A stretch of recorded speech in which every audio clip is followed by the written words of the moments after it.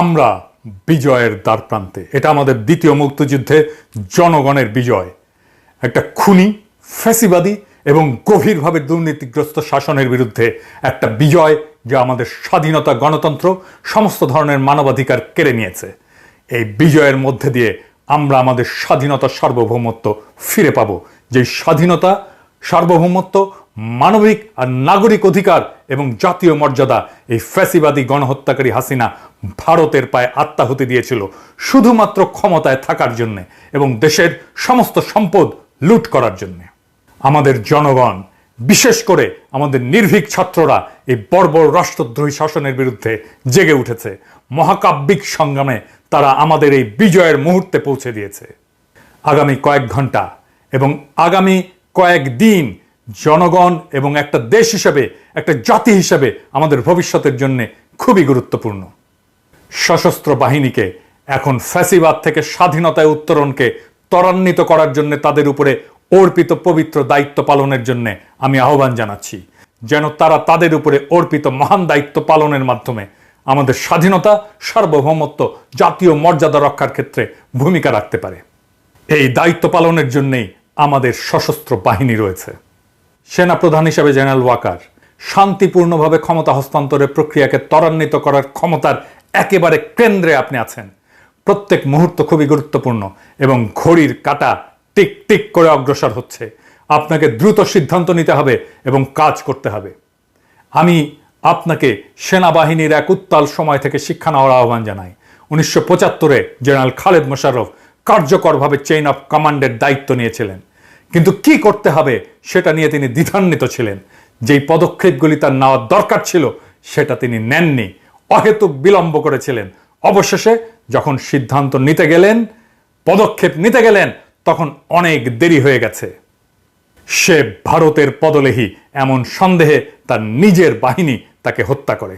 অথচ আমরা জানি সে একজন সচ্চা জাতীয়তাবাদী ছিল, কোনোভাবেই সে ভারতপন্থী ছিল না। জেনারেল ওয়াকার, আমরা জানি আপনি এমন একটা পরিস্থিতিতে আছেন যা খুবই বিব্রতকর। এই ফ্যাসিবাদী রক্তপিপাসু অবৈধ প্রধানমন্ত্রী আপনার আত্মীয় এবং তিনি আপনাকে এই পদে নিয়োগ দিয়েছেন। এটা আপনাকে দ্বিধাগ্রস্ত করতেই পারে, এমনকি অনিচ্ছুক করতে পারে তাকে ক্ষমতা ত্যাগ করতে বলার জন্যে, তাকে ক্ষমতা ত্যাগ করতে বলার জন্য চূড়ান্ত পদক্ষেপ নিতে।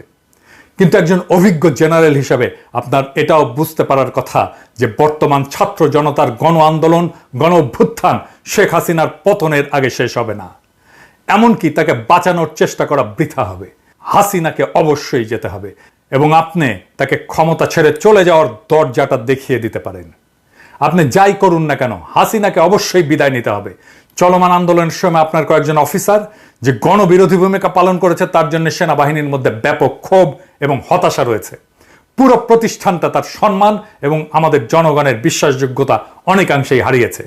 যদি আপনি আপনার কাজ না করেন, তবে সেনাবাহিনীতে অনেকেই থাকবেন যারা অলস বসে থাকবে না এবং নীরবে কষ্ট সহ্য করে যাবে না। তবে যদি আপনি দ্রুত জনতার আকাঙ্ক্ষা বাস্তবায়নের জন্য অগ্রসর হওয়ার সিদ্ধান্ত নেন, হাসিনাকে শান্তিপূর্ণভাবে ক্ষমতা হস্তান্তরের জন্য বাধ্য করেন, তবে হাসিনার ফ্যাসিস্ট শাসনের অবসান শান্তিপূর্ণভাবে সম্পন্ন করা যেতে পারে।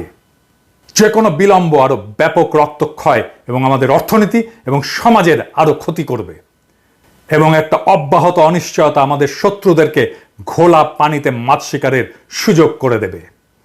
তাই আমি আপনাকে আপনার নিজের এবং জাতির ভবিষ্যৎ বিবেচনায় সঠিক পদক্ষেপ নিতে বলি। মেহেরবানি করে আপনার বাহিনী নিয়ে এগিয়ে যান এবং তাকে ক্ষমতা থেকে সরিয়ে জনতার হাতে ক্ষমতা হস্তান্তরের ব্যবস্থা করেন। জনগণের এই বিপ্লবী জাগরণের সময় আপনার ঐতিহাসিক ভূমিকা পালন করেন। আমাদের জনগণ সম্পূর্ণভাবে আপনাদের সাথে থাকবে। হাসিনার শাসন কার্যত মৃত। এখন এই শাসনকে সমাহিত করার কাজে আপনি হাত লাগাবেন। আপনি কি অপরাধী হাসিনাকে ক্ষমতাচ্যুত করার জন্য দ্রুত পদক্ষেপ নেবেন এবং আমাদের দ্বিতীয় মুক্তিযুদ্ধের একজন নায়ক হবেন, নাকি তাকে বাঁচানোর চেষ্টা করার জন্য একটা নিরর্থক এবং রাষ্ট্রদ্রোহী কাজে লিপ্ত হবেন? এই পছন্দ আপনার, এই সিদ্ধান্ত আপনাকেই নিতে হবে। আপনি এই একটা পদক্ষেপেই সেনাবাহিনীর হৃত গৌরব ফেরাতে পারেন, নয়তো জেনারেল খালেদ মোশাররফের দুর্ভাগ্যজনক পরিণতি বরণ করতে পারেন। আমরা আশা করব আপনি ঐতিহাসিক মুহূর্তে জনতার পক্ষে দাঁড়িয়ে সেনাবাহিনী নামের এই ইনস্টিটিউটকে রক্ষা করবেন। সৃষ্টিকর্তা আপনাকে সঠিক সিদ্ধান্ত নেওয়ার তৌফিক দেন। ইনকিলাব জিন্দাবাদ।